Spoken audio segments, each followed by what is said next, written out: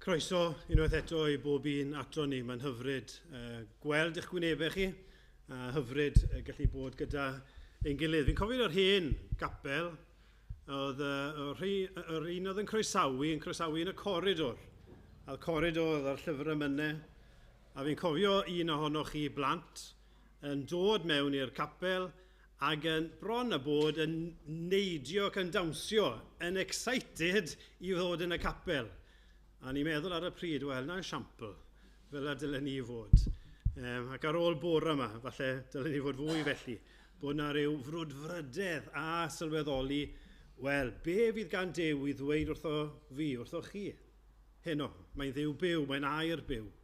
Felly gadewch I ni fod ar flaenau set fel petai, yn disgwyl I glywed iddi wrtho Dduw heno. Emyr sy'n agor y gair I ni ac yn arwain i'n gweddio y bydd Duw yn ei ddefnyddio fe ac ar ôl yr oedfa, fel chi'n gwybod, anogaeth I chi aros am baned fe fod ni'n gallu parhau mewn cymdeithas gyda'n gilydd.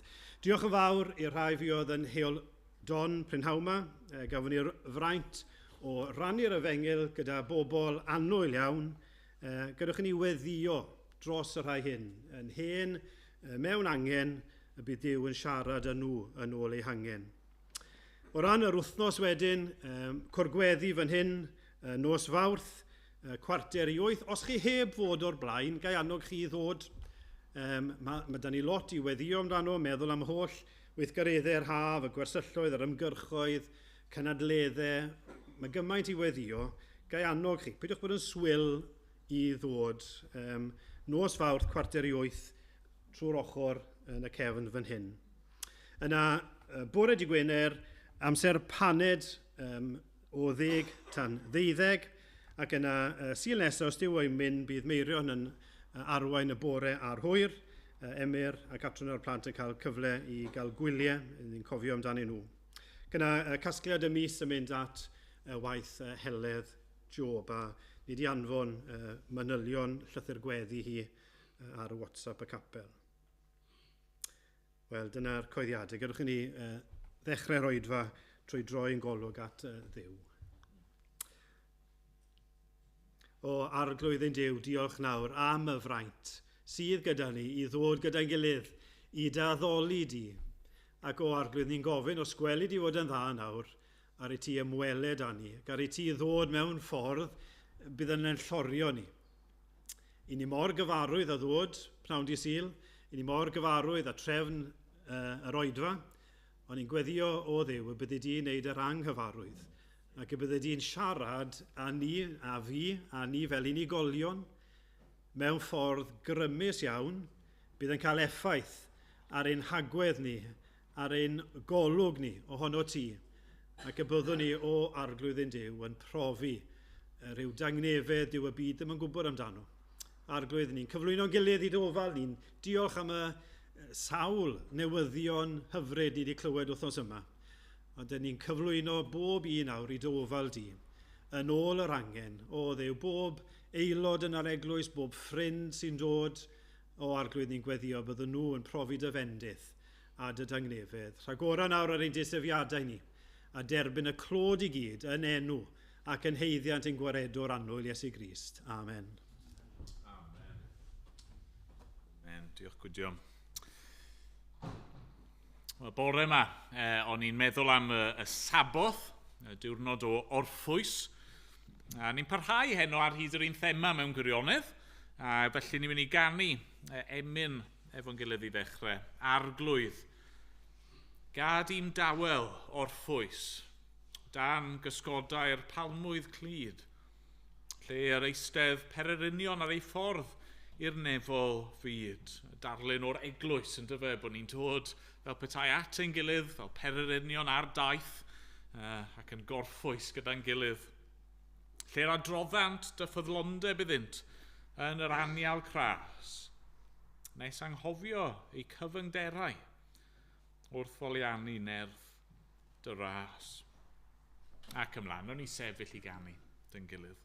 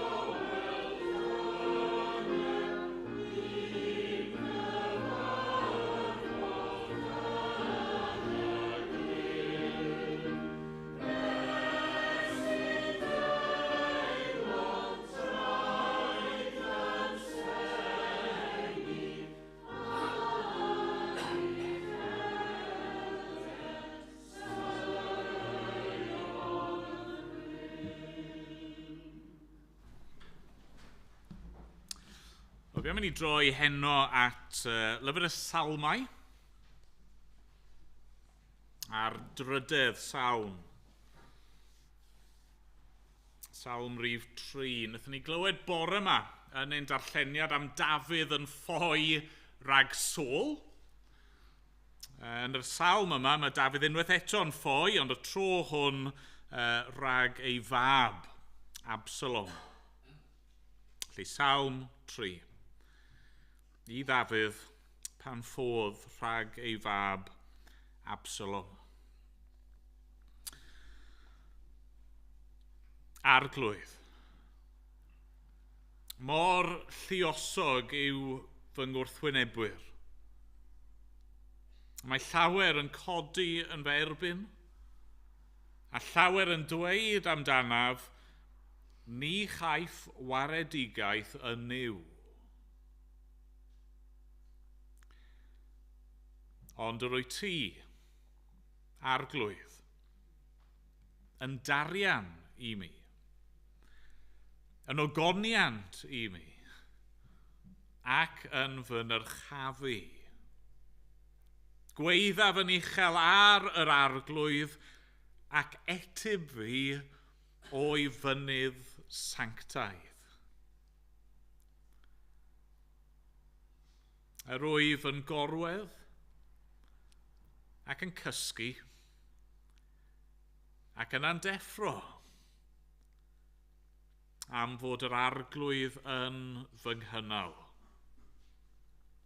Nid ofnwn pe bai myrddio'n o bobl yn ymosod arnaf o bob tŷ. Cyfod arglwydd, gwareda fi o fy niw. Byddi yn taro fy holl elynion yn ei hwyneb ac yn torri danedd y drygionus. I'r arglwydd y perthyn gwaredigaeth. Bydded dy fendith ar dy bobl. Amen. Diolch i Dduw am ei air.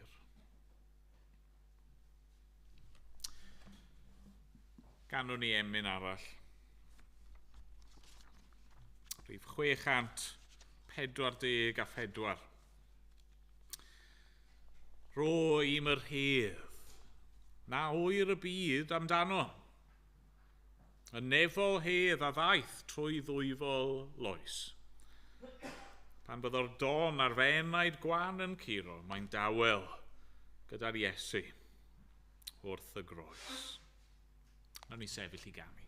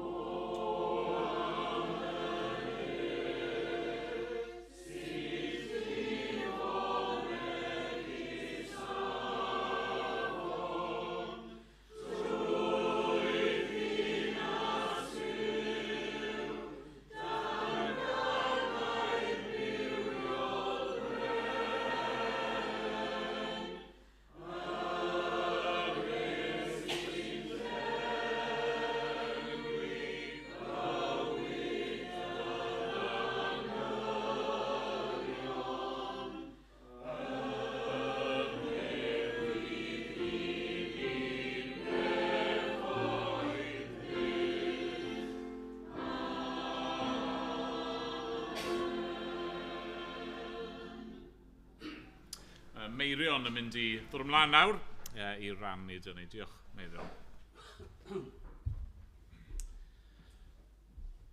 Wel, ga i ofyn i'r plant, fyddech chi'n cael dewis mynd ar fws, yn y car, ar dren neu hedfan. Beth byddai'r dewis?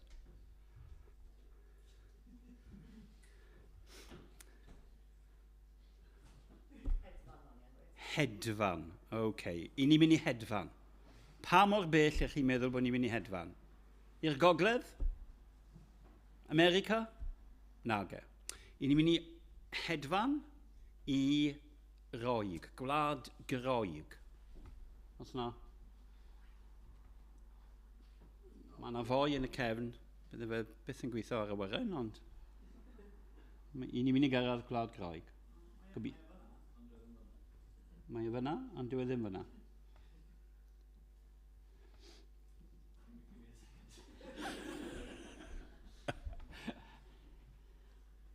Chi di neu siŵr bod yr sedd, mae chi'n strapped in, mae teledu bach da chi ar y plen, mae'r fenyw wedi bod, a mae'n dweud bod chi'n cael paned, a wedyn chi'n cael mach o iogurt, paratoi chi fod yn Gwlad Groeg. A mae'r capten yn dweud, dyma'r map, falle. Ac i ni mynd i ran arbennig o Wlad Groeg o'r enw Thessaloniki. Ac yn Thessaloniki, mae gen i ffrind. Mae ffrind yn briod, a mae 4 o blant yn nhw. So, dyma fe. Antonis a Vicky, 4 o blant. Nawr, mae'r stori yn dechrau heno. Roedd Antonis yn y coleg yn Athen, coleg Beibledd yn Athen, ac roedd yna Gymro yn siarad am gwaith plannu eglwysi dros Ewrop. Enw'r Cymro, mae o Caerdydd, Ian Parry. Ac roedd Ian yn sôn am y weledigaeth o plannu eglwysi yn eich gwlad eich hun, neu mewn gwledydd eraill yn Ewrop. Ac fe gafodd Antonis a'i wraig, oedd yn fyfyrwyr yn y coleg ar y pryd, a perthynas i Vicky, stathus, oedd nhw yn y coleg a meddwl bod hwn yn syniad gred. Dyna pam maen nhw wedi dod i'r coleg fod cyn lleied o eglwysi yn ei ardaloedd nhw ac yn Thessaloniki. Ac felly, yng nghalon Antonis a Vicky, a stathus, a'i wraig ar y pryd, wel, tân bach, ond nhw eisiau mynd i Thessaloniki. Roedd mam Antonis o Berea. Mae'n swnio i gyd yn feibledd iawn, dwi. Ac oedd mam Antonis yn meddwl felly bydde fe eisiau mynd i Berea. Ond fe ath Antonis i Thessaloniki. A mae wedi bod yna nawr am blynyddoedd, a fe ddechreuodd eglwys. Lle chi'n meddwl nath ddechrau eglwys? Cae chwarae, ysgol, siop, caffi. Agorodd Antonis caffi ar ôl wneud i gwrs diwynyddol, nath cwrs bach o fod yn barista. Barista yw'r person sydd yn gwneud coffi posh. Os na barista yn y capel? Mae angen barista ym mhob capel, meddyn nhw. Wedyn ni, fe ddechreuodd Antonis a Vicky agor drws y caffi, mwy neu lai bob bore, pob prynhawn, weithiau yn y nos, achos mae yna ddiwylliant mynd allan yn y nos i gael coffi yn Thessaloniki. Ac wedyn ni ar y sul, yn yr un siop, agor y caffi, gwahodd pobl o'r dechrau. Nhw'n dechrau capel rhyw hanner dwsin o nhw, ac o sul i sul, o wythnos i wythnos, mis i fis, o flwyddyn i flwyddyn, mae'r eglwys bach yma wedi tyfu. Mae'r caffi nawr rhy fach. Ac maen nhw'n gweddio, mae yna cinema cyfagos, ac maen nhw'n gweddio a bydden nhw'n cael digon o arian i brynu y cinema a'i ail-wneud caffi yn y ffrynt ac lle i'r capel i gwrdd, stafelloedd i ymwelwyr a phob peth. Maen nhw mewn ardal sydd ddim yn bell o'r porthladd, y docs, ac mae yna rai gragedd ifanc a rai yn hun yn wel, gwneud pethau sydd ddim yn dda i siarad amdano. Ac mae Vicky a gofal a chynsern dros y gragedd yma. Ac mae hi wedi dechrau gwaith yn cyrraedd y gragedd, mae rhai ohonyn nhw wedi dod i'r bywyd, ac felly mae'r gwaith yn mynd yn ei flaen. Mae'r gwaith wedi tyfu a datblygu, nid yn unig mae eisiau adeilad arnyn nhw, ond mae Antonis yn teimlo dylid cael cydweithiwr. Ac felly maen nhw yn gweddio ac yn gobeithio. Mae yna fachgen ifanc posib yn y gynulleidfa. Mae wedi cael hyfforddiant diwynyddol hefyd. Bydd falle yn gallu dod yn gynorthwyydd yn assistant yn y capel. Wel, i gloi stori fach o Thessaloniki, rhyw pythefnos, 2 wythnos yn ôl, dath na gŵr a graig mewn i'r caffi. Mae yna nifer o ymwelwyr, twristiaid yn dod heibio. Dath y gŵr a'r graig yma mewn i'r caffi, eistedd lawr, digwydd bod Antonis yna gofyn, o le chi'n dod? Medden nhw, i ni'n dod o Nazareth. Nazareth, medde fe. Nazareth, Israel. Ie. Dim Nazareth Llwyn Hendi, ond Nazareth yn gwlad Israel. Wel, medde fe. Beth yw'ch enw chi, medde fe wrth y dyn? Joseph. A mae Antonis yn edrych ar ei raig yn dweud, never, yn gwlad, yn iaith Groeg, a wedodd hi, Maria, Mary. Mary yw fe enw i. Wel, medde Antonis, roedd gen i ffrind. Mae gen i ffrind, y ffrind gorau yn y byd. Roedd e'n byw yn Nazareth. Fi oedd e'n byw yn am 30 mlynedd, roedd e'n fab i Sair. O, i ni'n iddewon, medden nhw, ac i ni wedi clywed am eich ffrind chi, ond dyn ni ddim yn credu, i ni'n pantheists.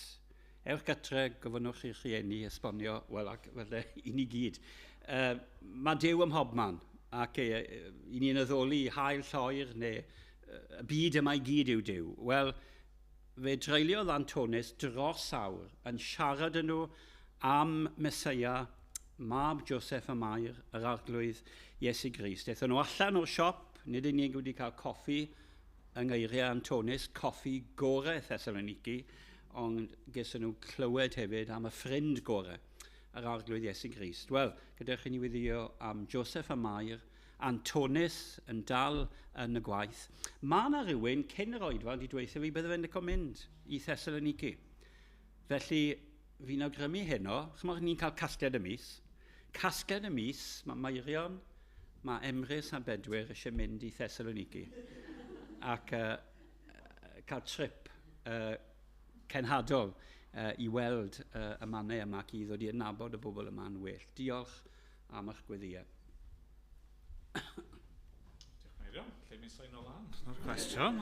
Eisiau caplan ar y trip mas Hyfryw. Gawn ni weddio dros rhoi'r pethau hyn nawr. O arglwydd, fi ni yn diolch i ti. Dy bod ti ar waith yn ein byd ni. Arglwydd, ni wedi clywed heno am ran o'r byd lle mae'r Efengyl wedi bod yn cael ei chyhoeddi ers 2000 o flynyddoedd. Ac ti wedi bod a dy bobl di yno a dy eglwys di yno. Ac eto arglwydd falle erbyn hyn bod y sefyllfa'n ddigon anodd yna. A'r angen yn fawr i gael adfywiad. Arglwydd felly ni'n gweddio dros y teulu bach yma, Antonis a Vicky, a ni'n diolch amdano nhw a y baich yna ti wedi rhoi arnyn nhw a diolch am galw nhw i dy waith di. Yn gweddio wneud i'w gwarchod nhw fel teulu, wneud i warchod yr hyn sydd yn cael ei ddysgu a'i pregethu yno. Dad, ni'n gofyn wneud i eneinio y pregethu a'r ysbryd glân di.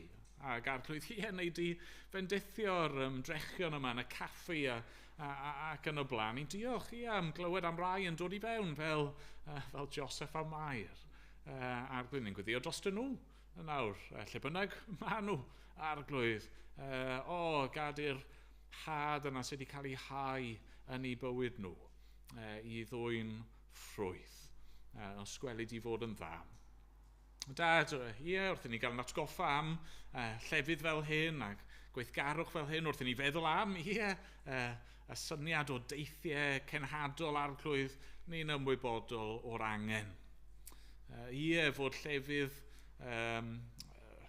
trwy Ewrop, ac ein gwlad yn hun hefyd lle mae'r efengyl wedi cael ei phregethu. Lle mae'r efengyl wedi bod ac eto pobl erbyn hyn wedi cefnu a wedi caleddu. Arglwydd trigar ha. Trigar ha.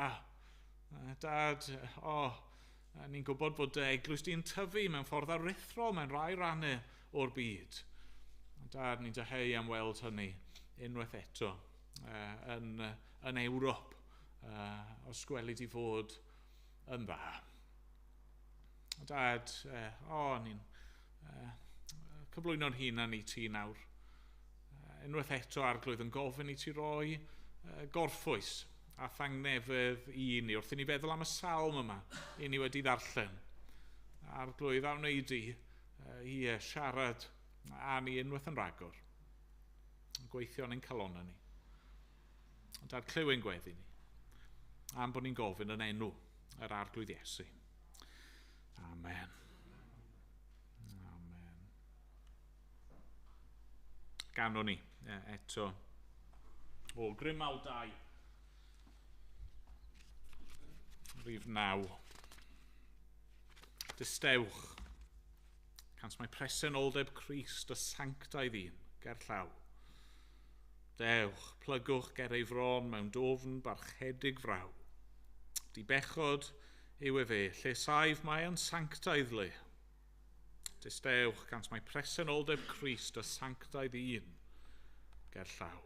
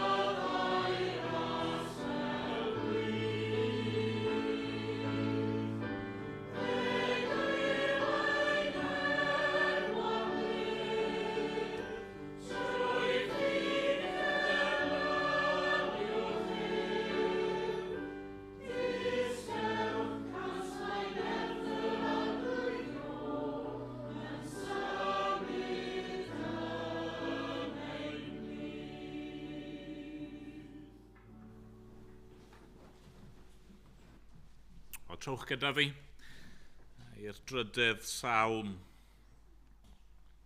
Gai ofyn i chi heno, siwr i chi yn cysgu? Gwestiwn peryglus i ofyn falle ar noson chydig yn glos, chydig yn boeth, am felly yn edrych bach yn gysglyd yn barod. Ond be fi golygu yw gyda'r nos, pan chi'n mynd i'ch gwely, siwr chi'n cysgu. Nawr, wrth gwrs, i lawer ohono ni, mae cwsg yn amrywio. Yn amrywio o nos i nos. Mae'n gallu amrywio hefyd o berson i berson. Mi eisiau cydnabod hynny o'r dechrau. Chymod, ni'n bobl gwahanol. Mae rai ohono ni angen lot o gwsg, mae rai ohono ni angen llai o gwsg. Ac mae anhawster cysgu, y trafferth yna naill ai i gwmpo i gysgu, neu i aros yn cysgu, neu i gysgu mor hirach i angen, mae'n gallu bod yn broblem corfforol. Chymod, os fi'n onest, fi ddim wir yn stryglo i fynd i gysgu, ond weithiau pan fi yn cysgu, dyw'r cwrs ddim cystal â hynny. Mae rai pobl yn hollol wahanol. Chi'n methu mynd i gysgu, ond unwaith chi wedi mynd, chi'n iawn ac yn y blaen. Fi'n derbyn hynny i gyd. Weithiau, mae yna broblemau a resymau meddygol pan bod ni ddim yn gallu cysgu yn dda. Ond un o'r resymau, neu un o'r pethau sydd yn sicr gallu effeithio ar ein cwsg ni yw pryderon. Ond ofnau. Chi ddim gallu mynd i gysgu, neu chi ddim yn gallu aros yn cysgu, neu chi'n deffro gynnar y bore achos bod chi'n poeni. Chi methu stopio meddwl am rhyw sefyllfa sydd yn eich gwynebu chi, beth sydd o'ch blaen chi, yr hyn sy'n mynd i ddigwydd fel petai. Falle bod hynny'n wir amdano chi heddi. Chi wedi cael y Sul, chi wedi cael yr Saboth, y diwrnod o orffwys, ond chi'n ymwybodol, wel, na fe, mae'n Nos Sul nawr, a mae bore Dydd Llun yn dod, mae wythnos newydd yn dechrau fel petai, a chi'n poeni yn barod cyn hyd yn oed mynd adre i'r gwely. Dyna fi eisiau ni feddwl am heno yma. Sut mae'r Cristion yn gallu cysgu yn dawel? Ni'n mynd i edrych ar y Salm yma mewn 4 rhan. Mae'n rhannu yn eitha amlwg. Newch chi ddyfalu lle mae'r 4 adran. Nawr, fi ddim yn fwriadol di mynd ati i drio cyflythrennu. Weithiau mae jyst yn digwydd yn naturiol, mae di digwydd y Sul yma, ac mae'n arbennig o wir efo'r Salm yma. Achos oedd dim jyst 4G yn awgrymu ei hun wrth i fi baratoi, ond 8! So mae ydych chi dybl 2 eg ar gyfer pob pennawd. I ddechrau te, yr gys cynta, y gwrthwynebwyr, neu'r gelynion. Dywchwch ar adnodau 1 a 2. Arglwydd. Mor lluosog yw fy ngwrthwynebwyr. Mae llawer yn codi yn fy erbyn. A llawer yn dweud amdanaf, ni chaiff waredigaeth yn nyw. Pan ni'n fach, pan ni'n blant, y math o beth sy'n cadw ni ar ddi hun yw poeni am monsters yn dyfed, bwganod, dan y gwely neu rhywbeth fel na'r broblem yw, wrth i chi dyfu'n hun, dyw'r bwganod ddim yn mynd. Ydyn nhw, maen nhw jyst yn newid beth i chi'n poeni amdano nhw. Be mae Dafydd yn poeni amdano fe fan hyn? Wel, ni wedi sôn yn barod, mae teitl i'r Salm yma, Salm i Dafydd pan ffodd rhag ei fab Absalom. Mae Dafydd wedi cael ei fradychu. Gan neb llai na'i fab ei hun. Mae yna cw wedi digwydd. Mae Absalom wedi cipio yr orsedd. A mae Dafydd wedi gorfod ffoi. Mae wedi mynd gydag ychydig o'i ddilynwyr ffyddlon. A ni'n darllen, gallwch chi darllen yr hanes eich hun rhywbryd ail Samuel, pennod 15, a'r penodau o amgylch hynny. Mae Dafydd yn ffoi, a'r llwybr mae'n cymryd, cofiwch hyn, mae'n croesi Nant Cydron, ac yna'n mynd lan dros mynydd yr olewydd. Mae hwnna'n bwysig, mae hwnna'n arwydd o cael. Ond dyna'r sefyllfa. Mae Dafydd, chi'n gallu deall yr hyn sy'n mynd trwy feddwl, ychydig bach falle, ond i chi. Mae'n teimlo fel petai popeth yn ei erbyn e. Mae'r pwyslais yna yn yr adnodau cyntaf mor lluosog yw fy ngwrthwynebwyr. Mae llawer yn codi, llawer yn dweud. Hynny, mae gymaint o broblemau, gymaint o wrthwynebwyr, gymaint o elynion. A rhan o'r gwawdio mae'n gwynebu yw gwawdio ei ffydd yn niw. Yn dyfa, mae'n demtasiwn fan hyn yn Dafydd i amau. Mae'r bobl yma sy'n herio fe'n dweud, ni chaiff waredigaeth yn niw. Oedd e'n meddwl mae fe oedd y Meseia. Oedd e'n meddwl bod Duw yn mynd i roi un o'i deulu ar yr orsedd am beth, ond edrych lle mae e nawr. Mae Duw di anghofio amdano fe, mae Duw wedi ei adael e. Na'r sefyllfa mae Dafydd yn gwynebu. Wrth gwrs, wrth i ni ddarllen ymlaen, yn ein Beiblau, wrth i ni gyrraedd tudalennau'r Testament Newydd, beth sy'n dod yn amlwg yw fod profiad Dafydd yn gysgod o'r hyn fydd yr arglwydd Iesu yn ei wynebu. A hynny mewn ffordd arbennig iawn. Chi'n cofio, mae Iesu yn gwynebu gwrthwynebiad trwy ei weinidogaeth. Mae'n gwynebu gelyniaeth Satan a pwerau ysbrydol drygionus y byd yma. Mae'n gwynebu cael ei wrthod a'i wawdio ac pobl yn dod â dadlau gyda fe trwy'r amser. Glywon ni ychydig o hynny bore yma. Ond chi'n cofio y noson yna pan mae'n cael ei frodychu? Nid gan ei fab, ond gan un o'i ddisgyblion agosa. Mae e'n mynd allan. A mae e'n croesi Nant Cydron. A mae e'n mynd lan i fynydd yr olewydd. A'r noson yna, mae'n cael ei adael ar ei ben ei hun yn dydy gan ei ddisgyblion. Hynny yw, mae Iesu'n gallu dweud y geiriau yma'n dydy. Mae'n gwybod sydd mae hwn yn teimlo mor lluosog yw fy ngwrthwynebwyr. Mae llawer yn codi yn ferbyn, llawer yn dweud amdanaf ni chaiff waredigaeth yn niw. Dwi'n cofio wrth iddo fe hongian ar y groes, mae'r gwawdio yna, mae pobl yn dweud amdano, nath ymddiried yn niw. Pam nag yw Duw yn ei waredu e nawr os mae fe yw mab Duw, fel oedd e'n dweud? Oedd Iesu yn gyfarwydd iawn gyda gwrthwynebiad, yn gyfarwydd gyda gelynion. Be sy'n rhyfeddol wrth gwrs yw meddwl bod e wedi dewis gwynebu hynny yn dyfa. Oedd Dafydd yn profi'r pethau yma oherwydd y camgymeriadau oedd ei wedi gwneud, mae Iesu yn dewis gwynebu nhw oherwydd dyna'r ffordd i'n hachub ni. Ond gai ofyn heno, pwy yw'n gelynion ni felly? Falle bod ni'n darllen y Salm a ni'n teimlo, wel, sdim gen i gymaint a hynny o wrthwynebwyr, dyw yr erledigaeth fi'n gwynebu fel Cristion ddim mor ffyrnig a hyn, ond mae gennym ni elynion, yn does? Nathon ni feddwl am hyn chydig bach yn ôl yn do. Mae gennym ni elynion, mae gennym ni'r diafol yn ymosod arno ni ac yn ein temtio ni ac yn ein herio ni ac yn ein condemnio ni.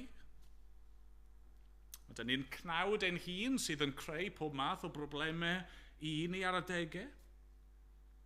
Mae dyn ni'r byd sydd yn casau Cristnogion a sydd yn chwilio am ffordd i pwyntio bai yno ni a'n gwawdio ni.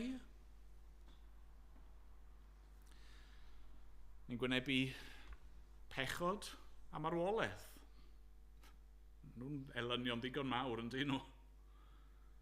A falle bod yr gelyn yna, y gelynion yna'n pwyso arno ni. Wrth i ni fynd i'n gwely yn y nos. Mae'r pethau yma, yr amheuon yma, yr temptasiynau yma, yr euogrwydd yma, yr erledigaeth yma, yr ofnau yma am y dyfodol, yr ofnau yma am ein bywyd ni, a'n iechyd ni, a'n teulu ni, a phopeth arall mae'n chwyrlio trwy'n meddwl ni. Felly, sut i ni'n ymateb? Be ni'n gwneud pan ni'n gwynebu sefyllfaoedd fel hyn? Wel, dyma'r ail bwynt, y gweiddi neu gweddi. Adnod y 3 a 4. Ond, rwy ti arglwydd yn darian i mi, neu falle'n well yn darian cwmpas i. Yn ogoniant i mi ac yn fy nyrchafu, gweithaf yn uchel ar yr arglwydd. Ac etib fi o'i fynydd sanctaidd. Pan ni'n rhoi'n merched ni i'r gwely yn y nos, maen nhw fod i fynd i gysgu. Ond dwi ddim wastad yn digwydd fel yna, ydy e? Yn aml iawn, ar ôl chydig bach, mae yna rhyw sŵn traed ar y grisiau. Neu mae yna rhyw lais yn galw allan, mam neu dad. Be mae Dafydd yn gwneud? Mae'n wyneb yr pryderon a'r gelynion yma sydd yn ei wynebu. Be mae'n gwneud? Wel, mae'n ymddiried yn niw. Mae'n galw allan ar Dduw. Dwi ddim yn treulio ei amser fel petai'n meddwl am y sefyllfa. Mae'n atgoffau hun ac yn cydnabod ger bron Duw yr hyn sydd yn wir. Mae'n edrych tu hwnt i'w sefyllfa daearol. Mae'n atgoffau hun, mae'r arglwydd, Duw y cyfamod sydd yn darian iddo fe. Duw sydd wedi rhoi gogoniant i Dafydd a wedi gwneud addewidion i Dafydd. Duw oedd wedi ei ddyrchafiau o'r caeau i fod yn frenin.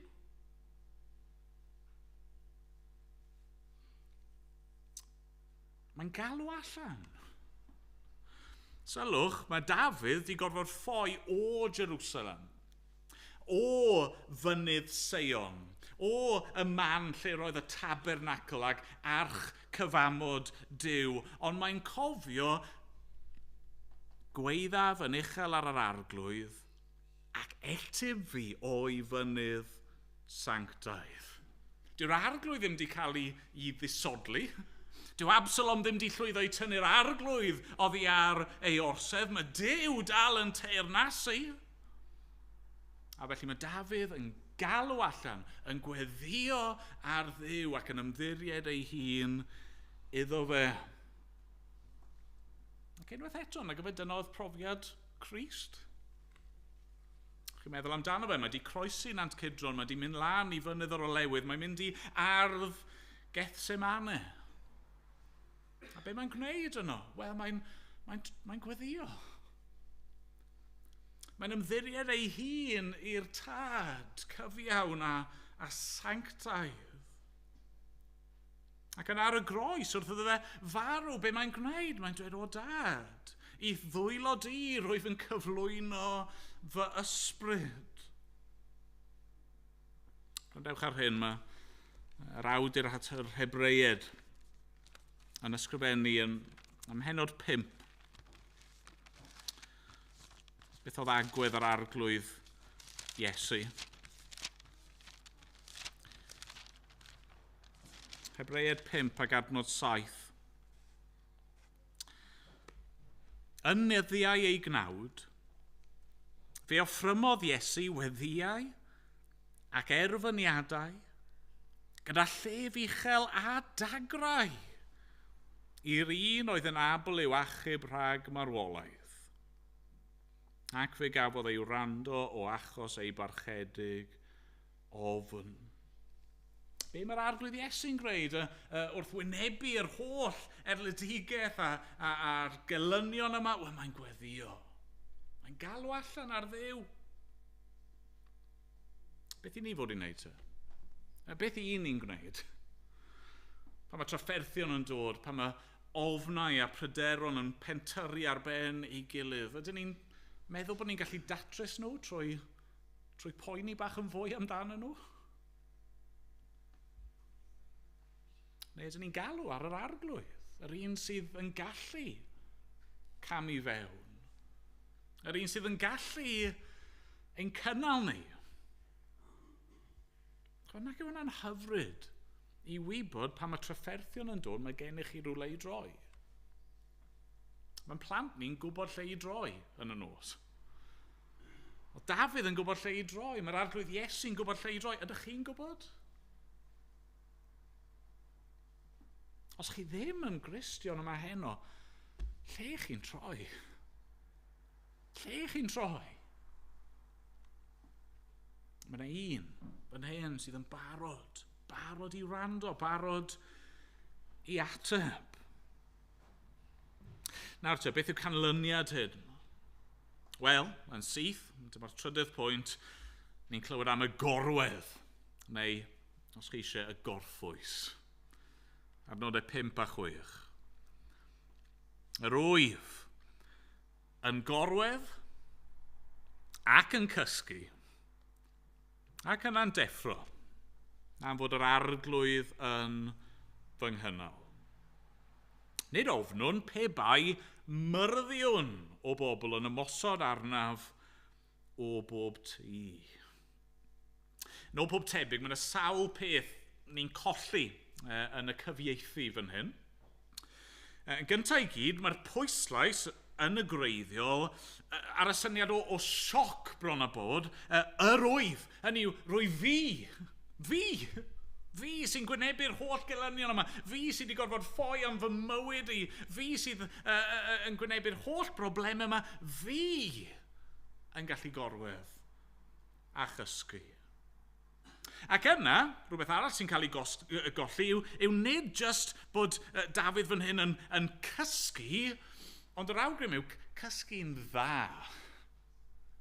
Wel, mi'n siŵr bod ni gyd wedi cael noson o gost lle ni wedi cysgu, ond yn y bore chi ddim wedi teimlo bydd y peth. Ond mae Dafydd yn gweud, na, fi wedi gorwedd, a di cysgu.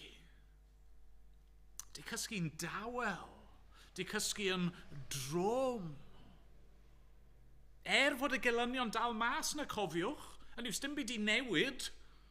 Sdim byd di newid yn y sefyllfa eto. Falle bod Absalom dal yn dyn ar sodle Dafydd fan hyn, ond mae wedi gallu gorffwys.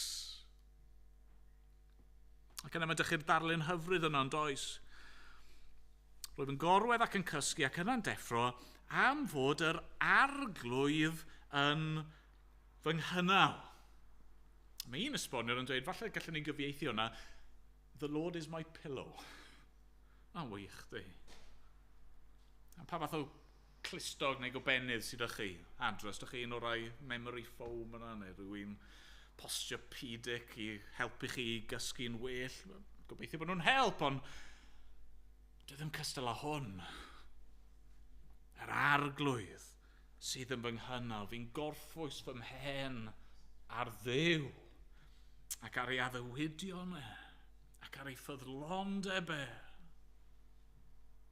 Wrth gwrs, unwaith eto, dyna oedd profiad Crist, dyna gyfe. Ar hyd i fywyd, mae'n gwynebu'r gelyniaeth yma, ar hyd i fywyd, sdim ganddo fe le i roi ben i lawr, mae'n dweud mewn un man, ac eto mae'n ymddiried yn yw. Yng nghanol y storm, pan mae'r disgyblion yn meddwl bod nhw ar fi'n marw, lle mae Iesu? Mae'n cysgu. Mae'n cysgu'n dawel. Ac yna, wrth iddo fe fynd i'r groes, wrth iddo fe wynebu marwolaeth, gwynebu'r gelyn fawr, creulon erchyll yna, mae'n gwneud hynny yn dawel, yn dydy? Mae'n mynd yn dawel.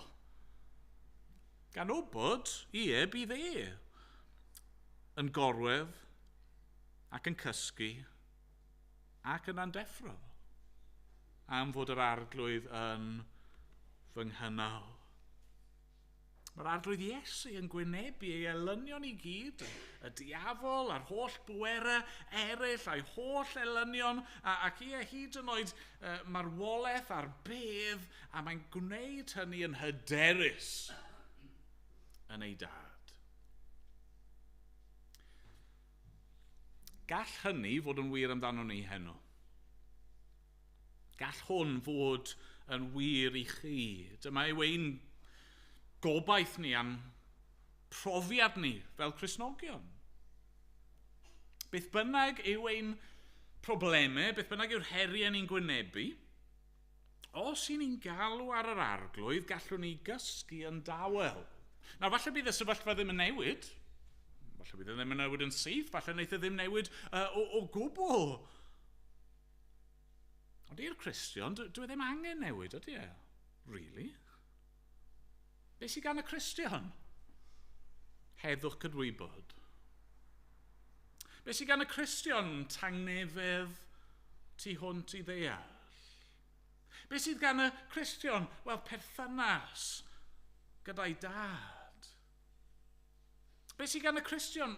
Pob bendith ysbrydol yn y nefolion leoedd. Be sydd gan y Cristion? Bywyd tragwyddol. Does neb yn gallu ei gymryd oddi wrtho fe. Beth yw'r gweitha gall ddigwydd? Hyd yn oed wrth i ni wynebu y gelyn mawr olaf yna, mae'r Cristion yn gwybod bod ni yn mynd i orwedd yn y bedd ac i jyst yn mynd i gysgu am gyfnod cyn deffro unwaith eto ar y dydd olaf byddwn ni'n codi. Mae'r Apostol Paul yn dweud yn dydy, yng Nghrist rydyn ni yn fwy na choncwerwyr. Dim byd yn gallu newid ein statws ni ger bron Duw, dim byd yn gallu gwyrdroi addewidion Duw na chynllun Duw, dim byd yn gallu'n gwahanu ni oddi wrtho fe, felly pam boddran aros ar fi hun yn poeni am bethau chi naill ai methu newid, neu sydd mynd i sortio hun yn mas un ffordd neu'r llall yn y diwedd, pethau sydd ddim yn mynd i bara, pethau sydd ddim yn dragwyddol.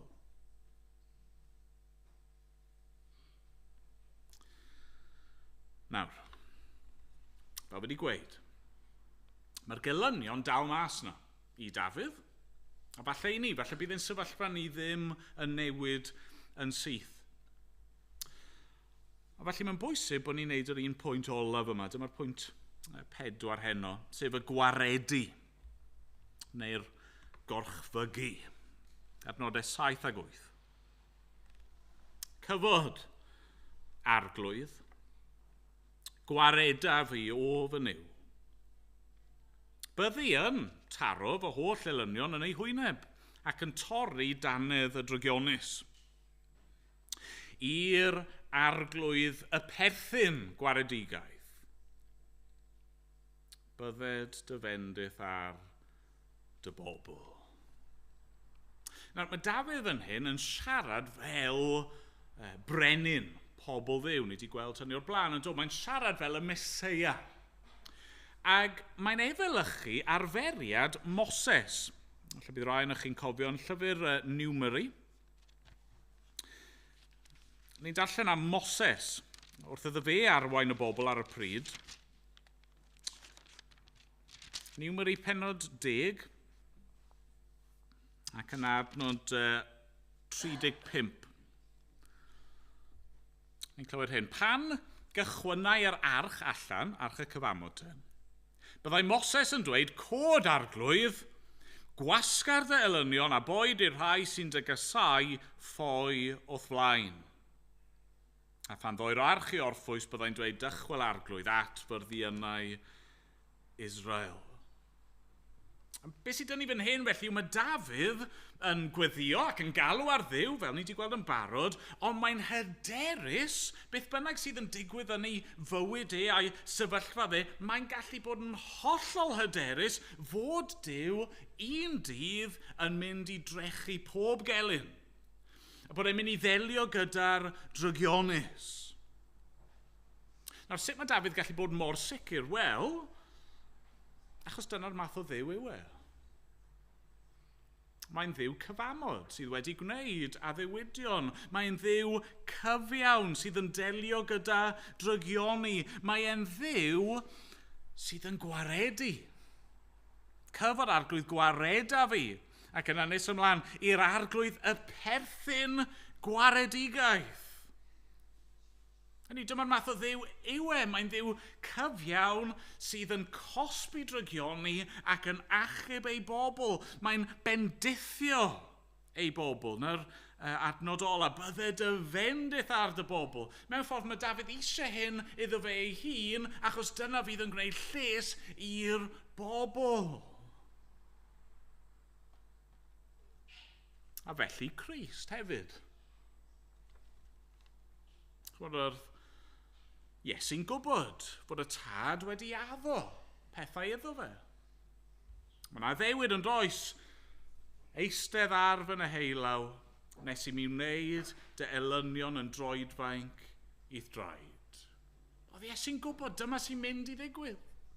Un dydd mae cyfiawnder yn mynd i gael ei wneud. Un dydd mae danedd y drygionus yn mynd i gael i torri a pob pechod yn mynd i gael ei ddelio gyda fe.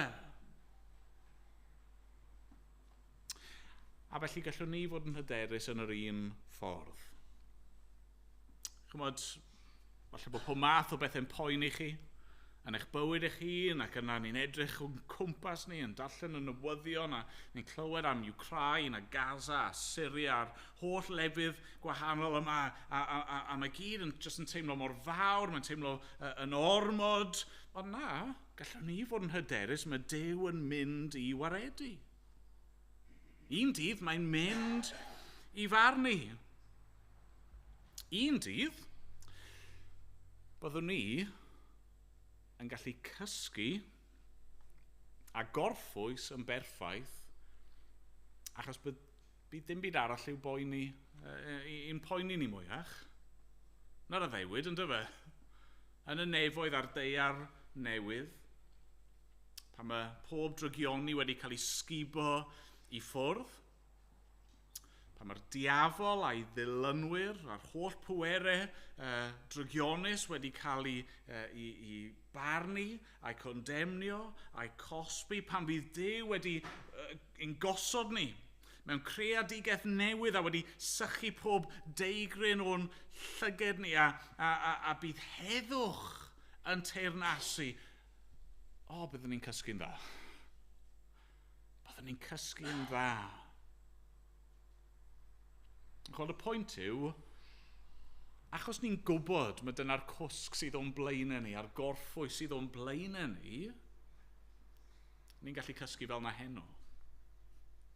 Achos bod ni'n gwybod yr tangnefedd sydd i ddod, ni'n gallu profi hynny heno. Ni'n gwybod mae'r un arglwydd sydd yn ein cynnal ni nawr. Diolch iddo. Amen. Amen. Gawn ni weddio. Dad, sanctaidd, chyfiawn a doeth a da. I ni'n plygu gerdd y frondi, arglwydd, a diolch i ti, fod na orffwys i'w gael. Trwy'r arglwydd Iesu Grist, yr un sydd wedi delio gyda ein pechod ni, a'r un hefyd fydd un dydd yn barnu y byd. Arglwydd, i ni'n gwybod heno fod na bob math o bethau sydd yn gallu effeithio ar ein cwsg ni. Dad, ni'n gofyn, bydde di'n helpu ni gael y cymorth sydd ei angen efallai. Ond Dad, os oes na ryw elynion, os oes na ryw bryderon, os oes na ryw ofnau, ryw fwganod yn tarfu ar ein cwsg ni, arglwydd, a wneud i symud y cwbl o'n meddyliau ni. Arglwydd, cymer i ffwrdd unrhyw hyn llefe. Arglwydd, helpa ni i brofi'r heddwch yna na oer y byd amdano. Arglwydd, ni'n gweddio bydd geiriau'r salm yma yn wir amdano ni. Bod ni yn gorwedd heno ac yn cysgu heno ac yn andeffro am dy fod ti yn ein cynnal ni. Arglwydd gad i hynny fod yn wir am bob un ohono ni. Am fod ein ffydd ni yn yr arglwydd Iesu Grist ar hyn mae e wedi wneud drosto ni. Arglwydd derbyn ni nawr yn ddiolchgar yn ei enw e. Amen. Amen. Wel, i orffen, ni'n mynd i ganu fersiwn o'r salm yna gyda'n gilydd.